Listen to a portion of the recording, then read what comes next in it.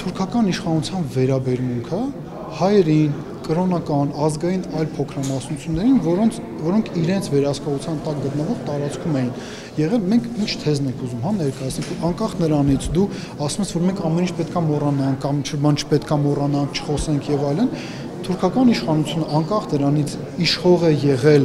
չգիտեմ, երիտ թուրքերը, թե Էրդողանի արդարացում եւ զարգացում կուսակցությունը, իրենց վերաբերմունքը հայերին, հայկական խնդրին, կրոնական, ազգային այլ փոքրամասնություններին նույնն է եղել։ Իրենք մեզ ցեղասպանել են։ Միտքն էլ հետեւյալն է, որ ինչու են իրենք այդպես անում, որովհետեւ իրենք մեզանից լավ գիտեն, որ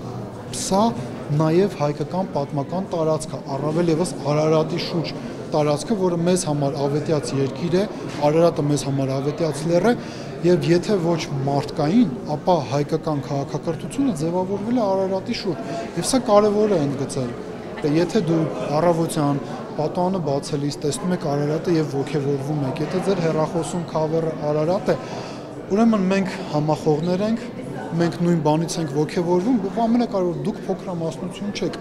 մարդիկ ովքեր կոչ են անում հրաժարվել այս ամեն ինչից, իրենք են փոքրամասնություն։ Մենք մի փոքր այլ կերպ ենք մոտեցել, որ մենք ասում ենք հետեւյալը, որ դու կարող ես հրաժարվել, ամեն ինչ կարող ես մոռացության մոտես, բայց նրանք ովքեր քո հետ խնդիր ունեն, ով քեզ թշնամի են համարում, միևնույն է դրանից հետո էլ քեզ աշխատելու են ոչնչացնեն, զրոյացնեն քո պատմական, մշակութային այդ ժառանգությունը գետին հավասարեցնեն։ Այսինքն դու կարաս ուրանաս, կարաս ինչ ասես կարող ես անել, կարաս անունդ էլ փոխես Արարատից դառնաս Աղրիդաղ։ Միևնույն է, իրենք քեզ ընկալելու են որպես հայ եւ փորձելու են ոչնչացնել։ Այնպես ձևակերպում կա, չէ՞ որ թուրքը փոխվել է եւ այլն։ Իրենց հասարակության եւ իշխող վերնախավի միջև կա հստակ կոնսենսուս։ Անկախ նրանից դու էրդողանական ես, թե էրդողանական չես, դու դեմ ես ցեղասպանության ճանաչման։ Վերջերս որ Թուրքիայում ցույցեր էին,